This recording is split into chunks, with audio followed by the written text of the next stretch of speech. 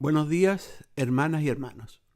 En la segunda parte de este tema, que responde a la pregunta ¿cómo se aplican los 10 mandamientos en el mundo de hoy?, revisamos bíblicamente desde el cuarto al sexto mandamiento en la perspectiva de la ley de amor que Jesús nos dejó para el cumplimiento de estos mandamientos.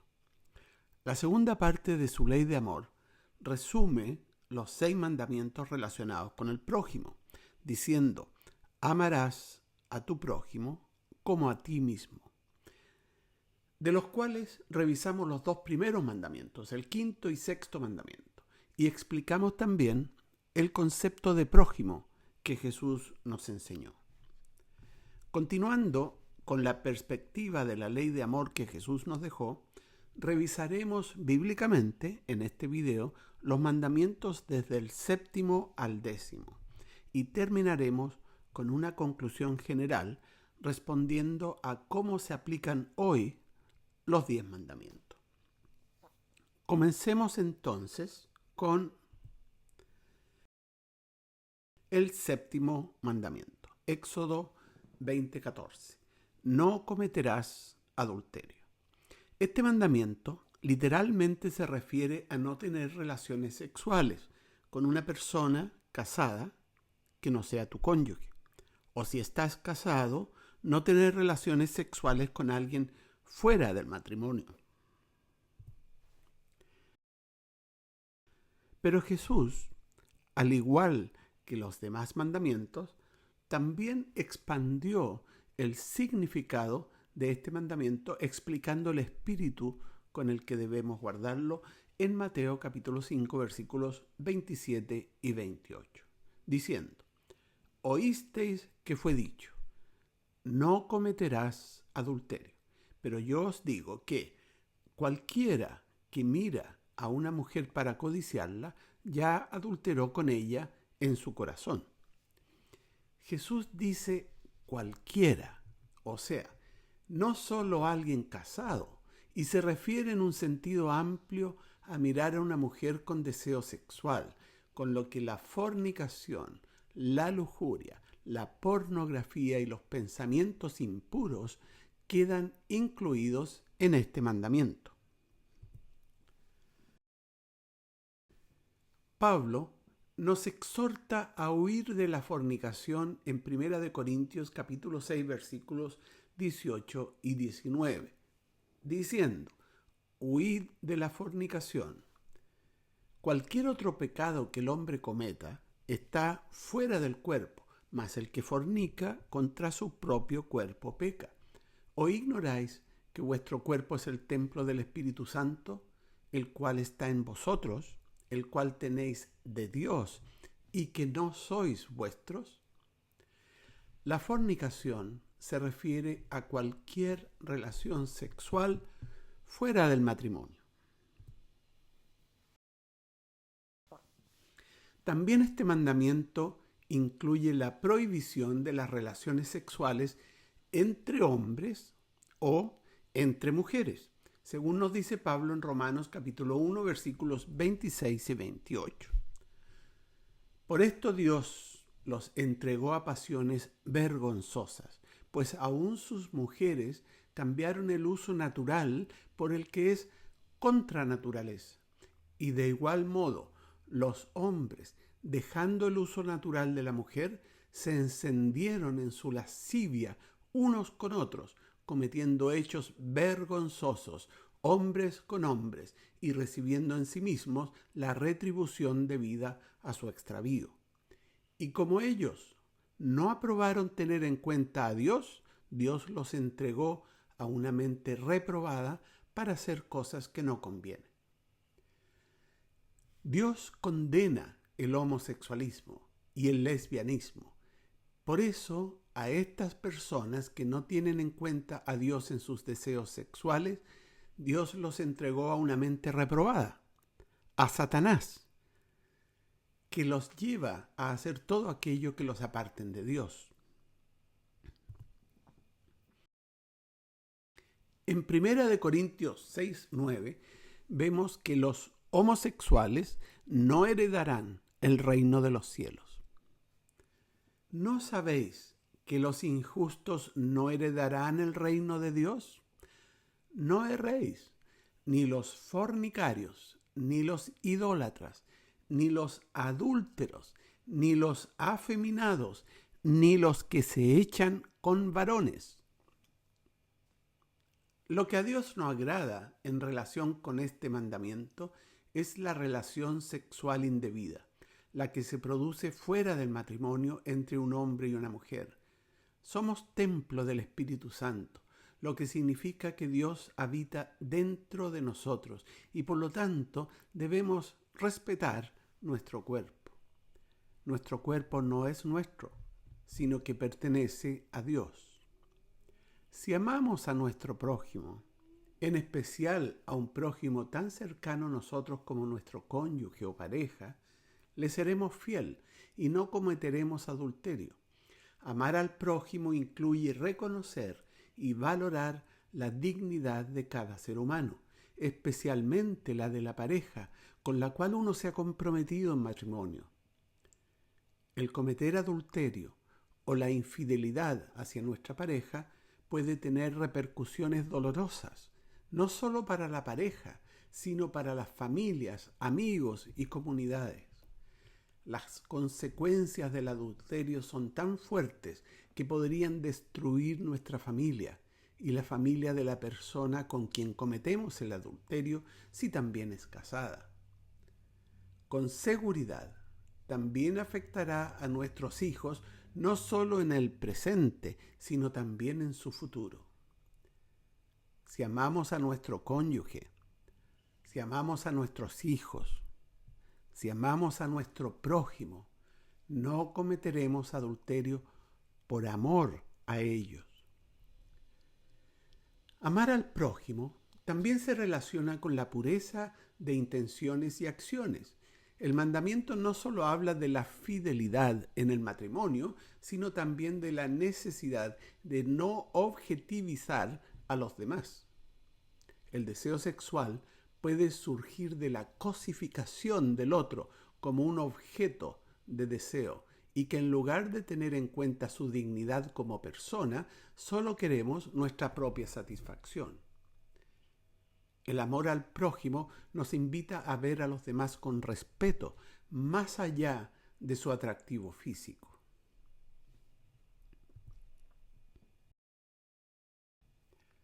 Octavo mandamiento. Éxodo 20:15.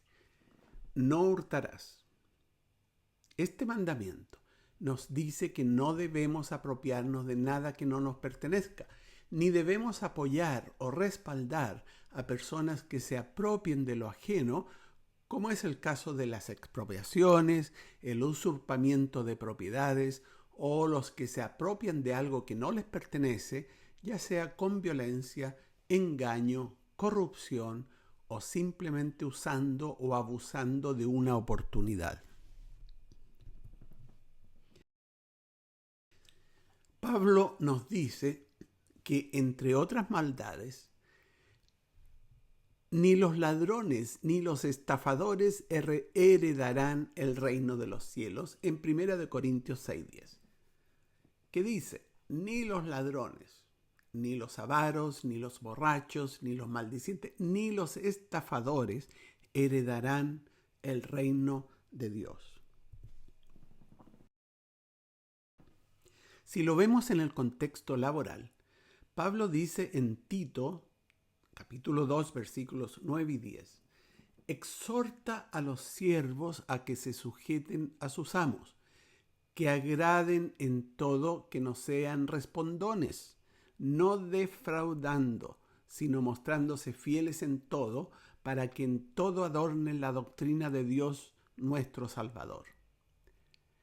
El empleado que se apropia de cosas que pertenecen a la empresa o a la institución o está usando para beneficio personal lo que debe ser usado solo en su trabajo, está robando.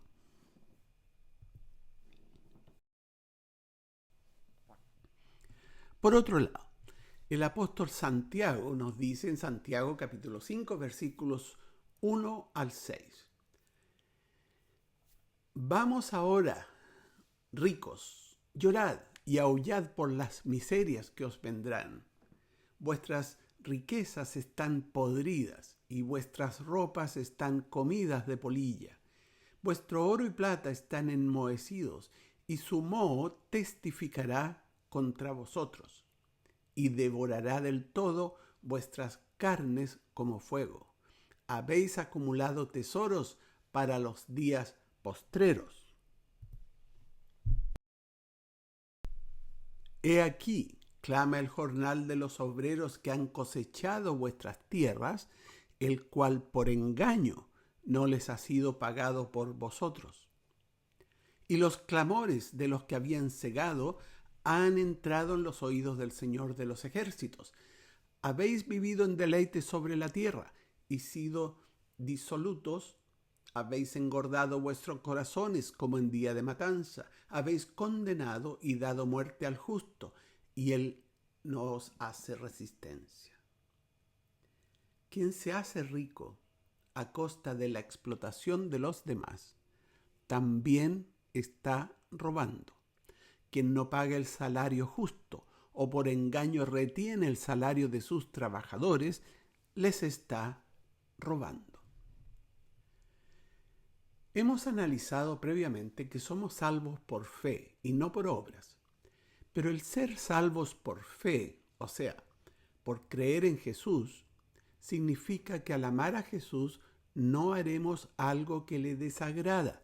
Y si caemos en un pecado, nos arrepentiremos sinceramente, pediremos perdón a Dios y cambiaremos nuestro corazón dejando de pecar. En el contexto de este mandamiento, no hurtarás, no basta con arrepentirnos y pedir perdón a Dios, sino que debemos restituir aquello que nos hemos apropiado o compensar el daño causado.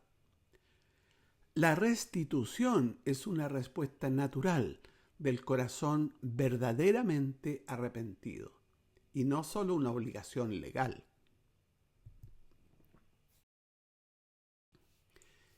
Si uno realmente se arrepiente y ama a su prójimo, buscará corregir el daño causado.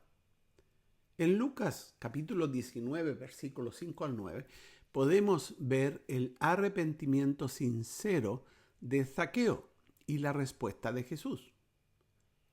Cuando Jesús llegó a aquel lugar, mirando hacia arriba, le vio y le dijo: Zaqueo, date prisa, desciende porque hoy es necesario que pose yo en tu casa. Entonces él descendió a prisa y le recibió gozoso. Al ver esto todos murmuraban, diciendo que había entrado a posar con un hombre pecador. Entonces Zaqueo, puesto de pie, dijo al Señor: He aquí, Señor, la mitad de mis bienes doy a los pobres, y si en algo he defraudado a alguno, se lo devuelvo cuadruplicado. Jesús le dijo: Hoy ha venido la salvación a esta casa, por cuanto él también es hijo de Abraham. Zaqueo había defraudado a algunas personas, y no solo se arrepintió de palabra, sino que dijo que devolvería todo lo defraudado y mucho más. La respuesta de Jesús fue una bendición para Zaqueo cuando vio la sinceridad de su arrepentimiento. Cuando Jesús le dice a los fariseos y saduceos en Mateo 3:8, haced pues frutos dignos de arrepentimiento, les está diciendo que el arrepentimiento debe llevar frutos si es sincero.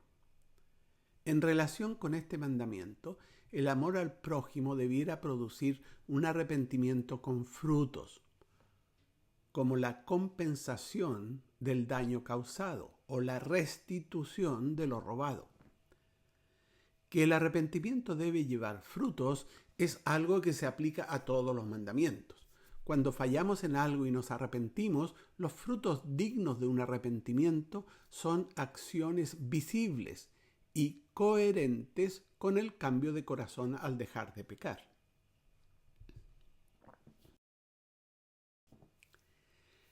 Pablo nos dice en Efesios 4:28, el que hurtaba, no hurte más, sino trabaje, haciendo con sus manos lo que es bueno, para que tenga con qué compartir con el que padece necesidad.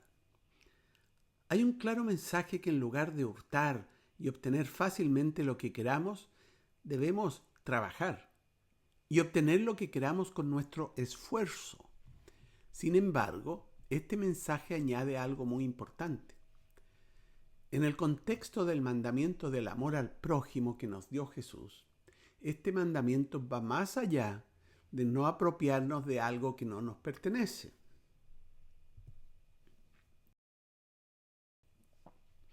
Al relacionar este mandamiento con el amor al prójimo, quien tiene bienes debe compartirlos con los necesitados.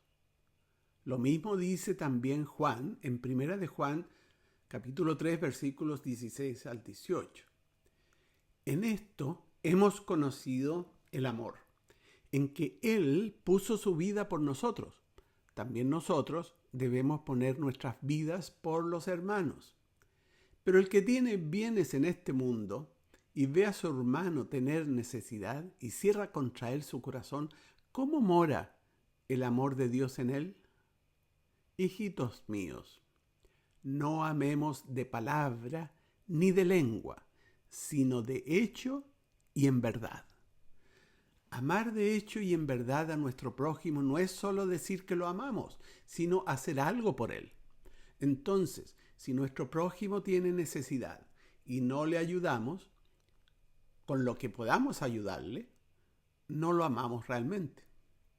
Esta es la otra cara de este mandamiento, que no se refiere solamente a no apropiarnos de algo que pertenece a nuestro prójimo, sino a darle algo que nos pertenece a nosotros para satisfacer una necesidad de nuestro prójimo.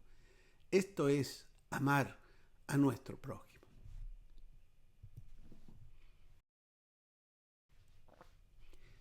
Jesús, hablando a sus discípulos de su segunda venida, les dio una ilustración de lo que significa amar al prójimo cubriendo sus necesidades en Mateo capítulo 25, versículos 34, 35, 41, 42 y 46.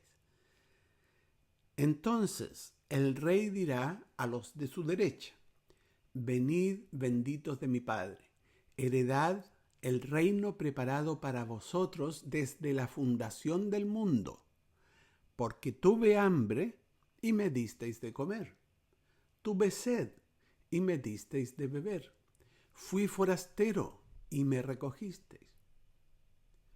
Entonces dirá también a los de la izquierda, apartaos de mí, malditos, al fuego eterno, preparado para el diablo y sus ángeles. Porque tuve hambre y no me disteis de comer. Tuve sed y no me disteis de beber. E irán estos al castigo eterno y los justos a la vida eterna.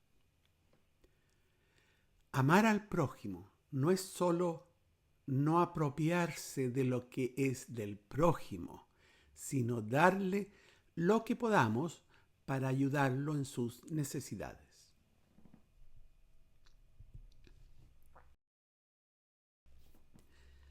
Noveno mandamiento. Éxodo 20:16. No hablarás contra tu prójimo falso testimonio.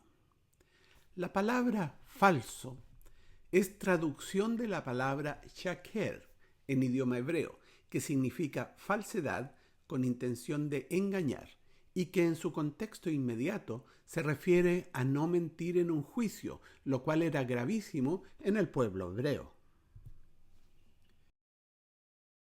Sin embargo, en Levíticos 19:11 se expande el significado de este mandamiento usando el verbo shakru, que es otra conjugación del mismo verbo shakar y que se refiere a mentir en un sentido amplio y general. No hurtaréis y no engañaréis ni mentiréis el uno al otro. El engaño y la mentira, además de ser un pecado contra el 9º mandamiento, es algo que definitivamente Dios aborrece, como dice la palabra de Dios en Salmos 52, versículos 3 al 5.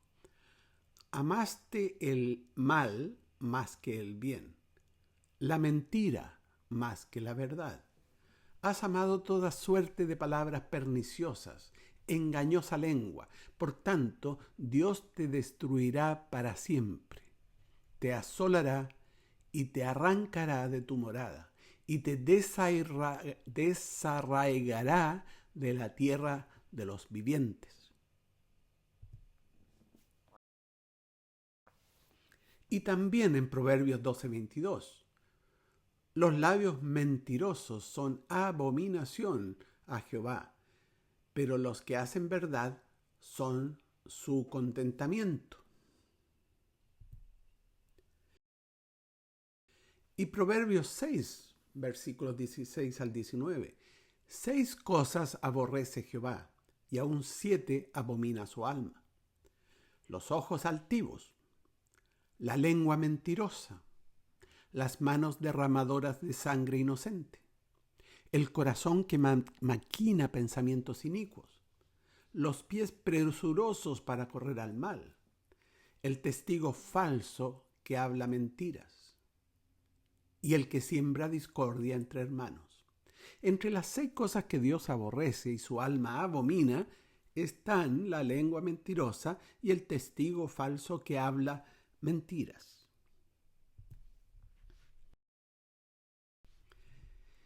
Jesús nos dice hasta qué punto la mentira es algo que Dios aborrece, identificando a Satanás como el padre de la mentira en Juan 8:44. Vosotros sois de vuestro padre el diablo, y los deseos de vuestro padre queréis hacer. Él ha sido homicida desde el principio y no ha permanecido en la verdad, porque no hay verdad en él. Cuando habla mentira, de suyo habla, porque es mentiroso y padre de mentira.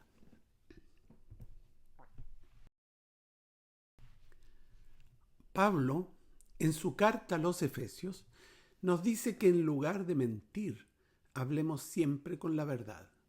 Efesios 4, 24 y 25 dice: y vestíos del nuevo hombre creado según Dios en la justicia y santidad de la verdad. Por lo cual, desechando la mentira, hablad verdad, cada uno con su prójimo, porque somos miembros los unos de los otros. Y nos dice también lo mismo en su carta a los Colosenses, capítulo 3, versículos 9 y 10.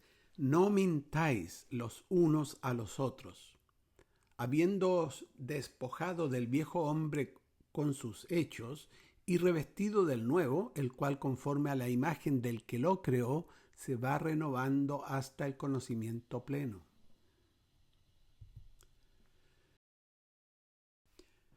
Una historia que nos muestra la gravedad de la mentira es la de Ananías y Zafira. Los cristianos de la época se apoyaban unos a otros, teniendo todo en común, con lo que suplían las necesidades de todos. Para esto vendían sus bienes y el producto de la venta lo entregaban a los apóstoles. No era obligación vender o entregar el producto a los apóstoles, sino algo que hacían voluntariamente por amor al prójimo. Ananías y Zafira vendieron una propiedad, pero en lugar de entregar todo el producto de la venta a los apóstoles, se quedaron con parte de él, sin decírselo a los apóstoles. Hechos, capítulo 5, versículos 3 al 5 nos relata: y dijo Pedro: Ananías, ¿por qué llenó Satanás tu corazón para que mintieseis al Espíritu Santo y sustrajeses del precio de la heredad? Reteniéndola, ¿no te quedaba a ti? Y vendida, ¿no estaba en tu poder? ¿Por qué pusiste esto en tu corazón? No has mentido a los hombres, sino a Dios. Al oír Ananías estas palabras, cayó y expiró, y vino gran temor sobre todos los que lo oyeron. El mal que cometió Ananías no fue el sustraer parte del precio de la venta, ya que de hecho todo el producto de la venta le pertenecía, sino decir que lo que recibió de la venta es lo que entregó a los apóstoles, con lo cual mintió, ya que había recibido un monto superior y se había quedado con la diferencia. Lo que dice Pedro nos muestra el mal que cometemos al mentir. Al mentir, no mentimos contra otra persona, sino contra Dios. Puede que nadie se dé cuenta o sepa que estamos mintiendo, pero Dios lo sabe. Por eso Dios dice en Apocalipsis 21:8, hablando de la vida eterna y del juicio final: pero los cobardes e incrédulos, los abominables y homicidas, los fornicarios y hechiceros, y los idólatras, y todos los mentirosos, tendrán su parte en el lago que arde con fuego y azufre, que es la muerte segunda. Hay un castigo indudable para quienes mienten, pero sabemos que como seres humanos podemos caer en la mentira, ya sea por temor, por evitar un castigo, por obtener algo, por causar un daño, o incluso por no herir o dañar a alguien. Hay muchas razones por las cuales podemos mentir, y al hacerlo estaríamos condenados al lago que arde con fuego.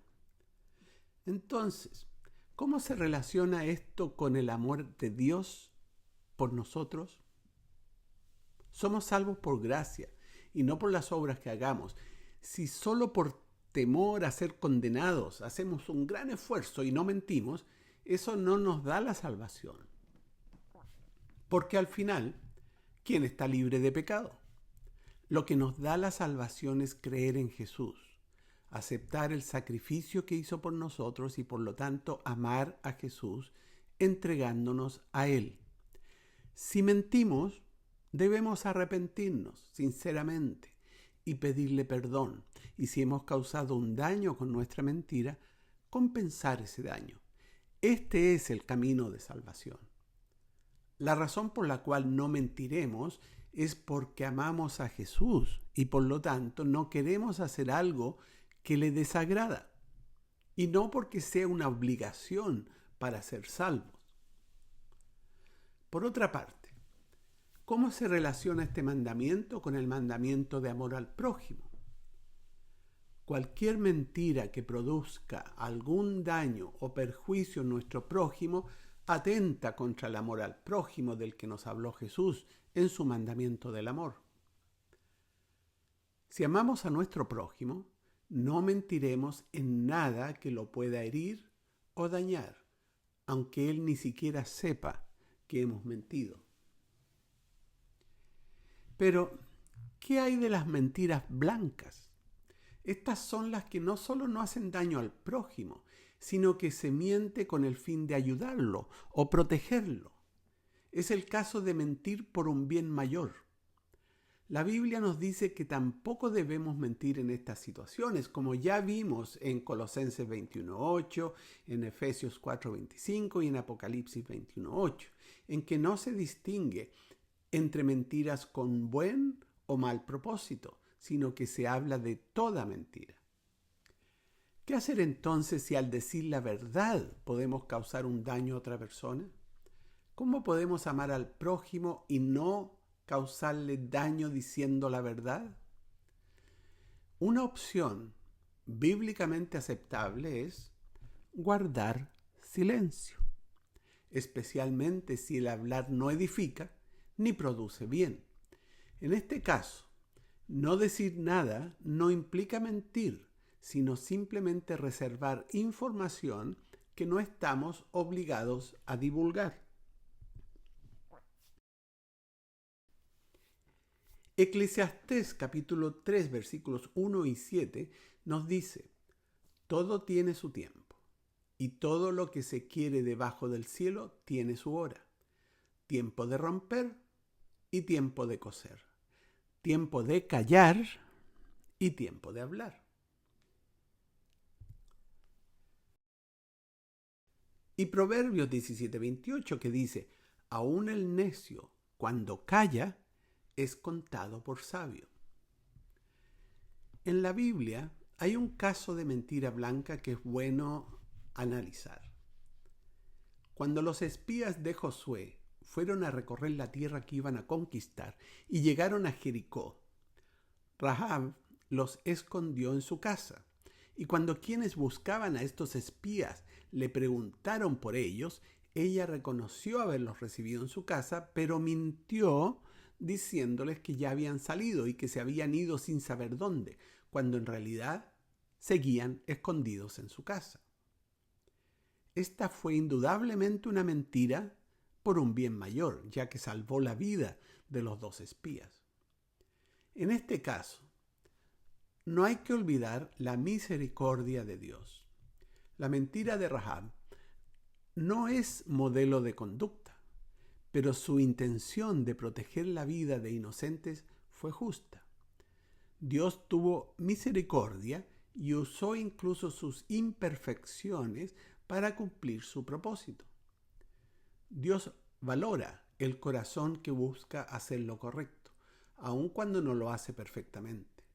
Rahab no es un ejemplo de que mentir está bien, sino de que la fe verdadera puede manifestarse incluso en medio de decisiones difíciles.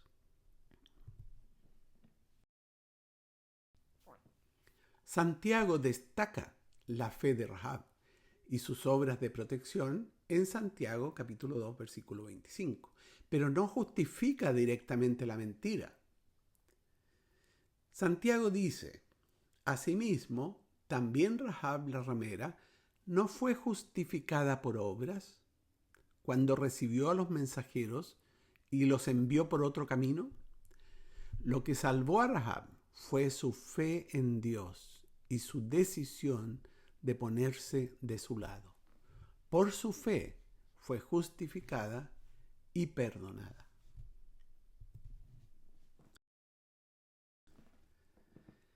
Décimo mandamiento. Éxodo 20:17. No codiciarás la casa de tu prójimo, no codiciarás la mujer de tu prójimo, ni su siervo, ni su criada, ni su buey, ni su asno, ni cosa alguna de tu prójimo. Este mandamiento dice que no debemos codiciar. Es entonces importante definir correctamente lo que significa codiciar. Codiciar es desear intensamente algo que pertenece a otro, con la intención de poseerlo de manera indebida. El desear intensamente nos puede llevar a la envidia, al no tener algo que otra persona posee. A su vez, la envidia nos puede llevar al resentimiento o a la tristeza por lo que tiene el otro, por su bienestar o por su éxito, lo que nos lleva a un sentimiento negativo hacia la otra persona, totalmente opuesto al mandamiento de amor al prójimo que nos enseñó Jesús. El gran problema de la codicia es que nos lleva fácilmente a pecar contra cualquiera de los otros mandamientos relacionados con el amor al prójimo. Santiago 3, versículos 14 al 16, nos habla de la consecuencia de la codicia. Pero si tenéis celos amargos y contención en vuestro corazón, no os jactéis ni mintáis contra la verdad, porque esta sabiduría no es la que desciende de lo alto, sino terrenal, animal, diabólica. Porque donde hay celos y contención, allí hay perturbación y toda obra perversa. En este contexto, el apóstol Santiago se refiere a celos amargos, traducido del griego celotipian pikran, y que significa un sentimiento de envidia amarga o destructiva, que surge de la competencia o rivalidad especialmente por lo que otros tienen. Contención, traducida del griego eritheian, denota una ambición egoísta o rivalidad, buscando el propio beneficio a expensas de otros. Estos sentimientos provienen de la codicia, y Santiago nos dice que estos sentimientos son los que generan toda obra perversa contra los demás. En lugar de amor al prójimo, estos sentimientos llevan a la persona a desear el mal para otros, buscando el propio beneficio sin importar los costos para los demás. La codicia nos puede hacer pecar contra cualquiera de los otros 5 mandamientos de amor al prójimo. Por ejemplo, por codicia podemos hurtar algo que pertenece al prójimo. Podemos mentir y engañar al prójimo para quitarle algo. Podemos herir o incluso en casos extremos llegar a matar al prójimo por adueñarnos de lo que posee. Podemos incluso actuar mal contra nuestros padres porque codiciamos lo que les pertenece. También nos lleva al adulterio, cuando codiciamos la mujer del prójimo, como dice Jesús en Mateo 5:28. Pero yo os digo que cualquiera que mira a una mujer para codiciarla, ya adulteró con ella en su corazón. La codicia no solo nos lleva a pecar contra los mandamientos de amor al prójimo, sino que también contra el amor a Dios. Primera de Timoteo, capítulo 6, versículos 8 al 10, nos muestra la relación que existe entre la codicia y el amor al dinero o la avaricia. Así que, teniendo sustento y abrigo, estemos contentos con eso. Porque los que quieren enriquecerse caen en tentación y lazo, y en muchas codicias necias y dañosas que hunden a los hombres en destrucción y perdición. Porque raíz de todos los males es el amor al dinero, el cual, codiciando algunos, se extraviaron de la fe y fueron traspasados de muchos dolores.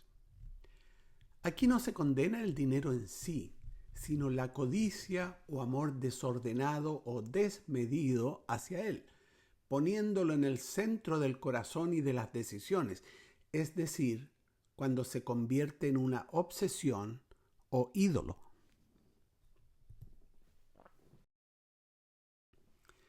La avaricia o deseo excesivo de poseer bienes materiales o riqueza es idolatría, como nos dice Colosenses 3, versículos 5 al 6. Haced morir, pues, lo terrenal en vosotros: fornicación, impureza, pasiones desordenadas, malos deseos y avaricia, que es idolatría. Cosas por las cuales la ira de Dios viene sobre los hijos de desobediencia. Idolatría es todo aquello que ponemos delante de Dios, aquello por lo cual, dejando de lado lo que a Dios agrada, lo reemplazamos por lo que a nosotros nos agrada. En relación con la avaricia, Jesús respondió a una persona que le pidió: Maestro, di a mi hermano que parta conmigo la herencia. La Biblia no nos dice si al hermano, por ser el mayor, le correspondía toda la herencia, como se usaba en esos tiempos, o si el hermano se había adueñado de parte de la herencia que le correspondía a esta persona. Pero Jesús responde en Lucas capítulo 12, versículos 14-15. Mas él le dijo: Hombre, ¿quién me ha puesto sobre vosotros como juez o partidor? Y les dijo: Mirad y guardaos de toda avaricia, porque la vida del hombre no consiste en la abundancia de los bienes que posee. Jesús está reprochando a esta persona que le pide que ejerza su influencia para así obtener parte de la herencia, queriendo apropiarse de ella si es que no le correspondía. la persona estaba codiciando esta parte de la herencia y actuando con envidia y resentimiento contra su hermano. Por otra parte, Jesús condena la avaricia refiriéndose quizás también al hermano que aun cuando hubiera recibido el 100% de la herencia, su avaricia lo llevó a no querer compartir nada con su hermano. De hecho, ninguno de los dos actuó con amor al prójimo más próximo, que es su propio hermano.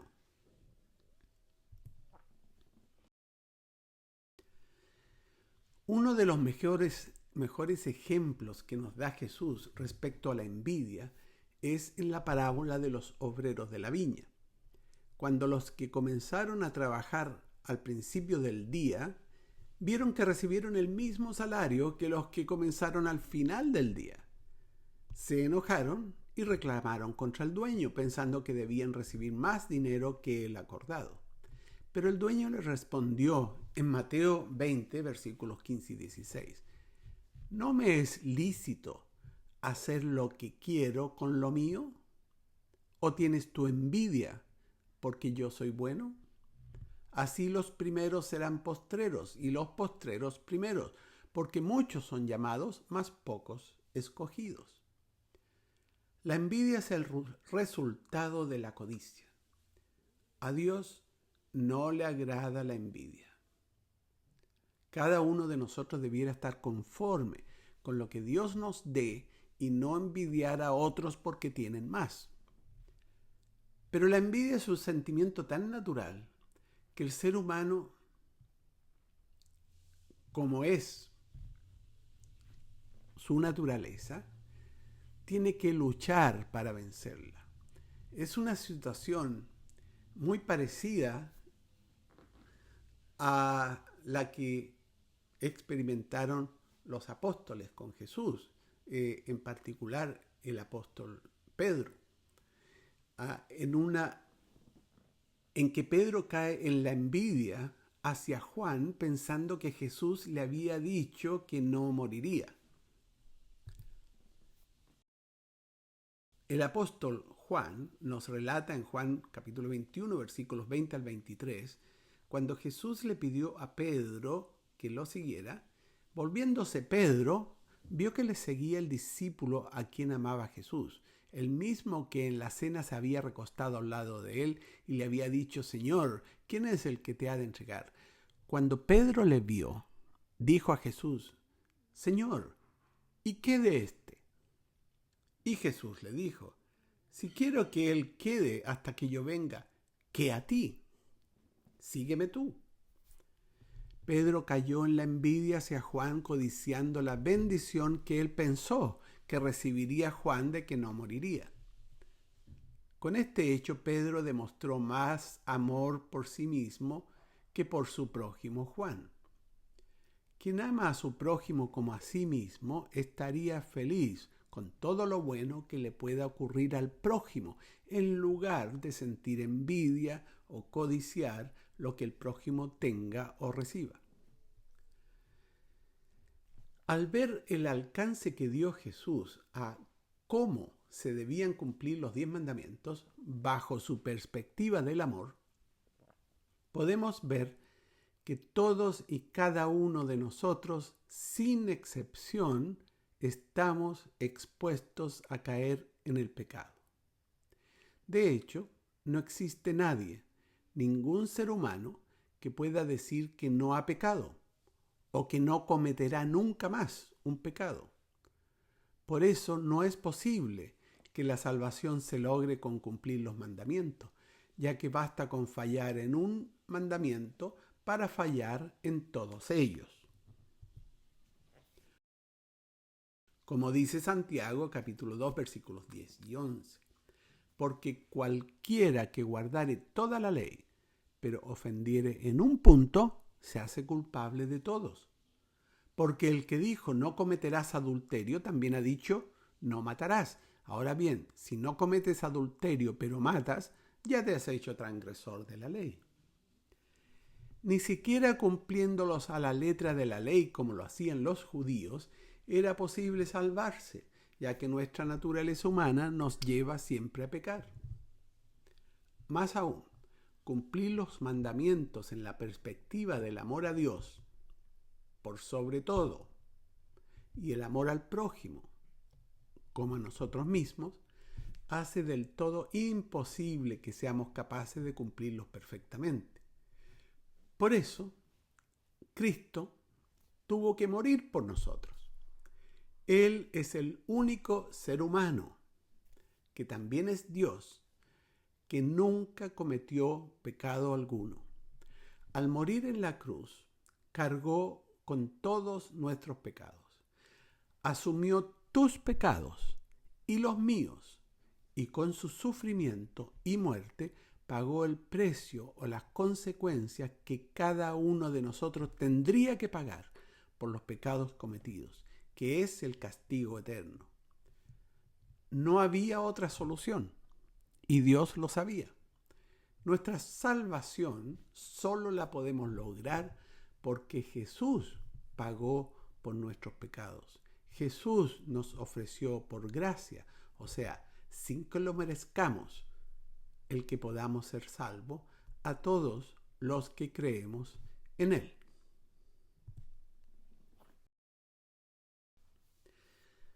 Durante nuestra vida en este mundo, nunca podremos llegar a un estado en que no pecaremos más.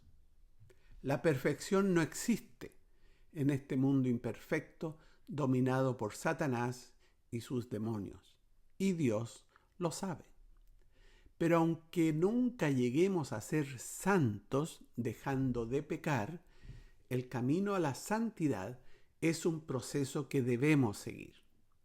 Si creemos en Jesús y aceptamos su sacrificio en la cruz, no solo le estaremos agradecidos por lo que hizo para salvarnos, sino que le amaremos con todo nuestro ser, y ese amor es el que nos llevará por el camino de santificación. Las buenas obras que hagamos y el cumplimiento de sus mandamientos no lo haremos para salvarnos, ya que ya somos salvos, aunque no lo merezcamos, sino para responder con nuestro amor y gratitud al amor que Él nos da. Esto significa que si caemos en el pecado, porque siempre estamos expuestos a caer en él, no nos quedaremos caídos en el pecado. Nos levantaremos nuevamente en una batalla que durará toda nuestra vida. Nos arrepentiremos del pecado que cometimos, pediremos perdón a Dios por lo que hayamos hecho y nos entregaremos a Jesús para que nos siga ayudando en esta batalla contra el mal y así continuar por el camino de santificación que nos hemos propuesto. Que Dios te bendiga.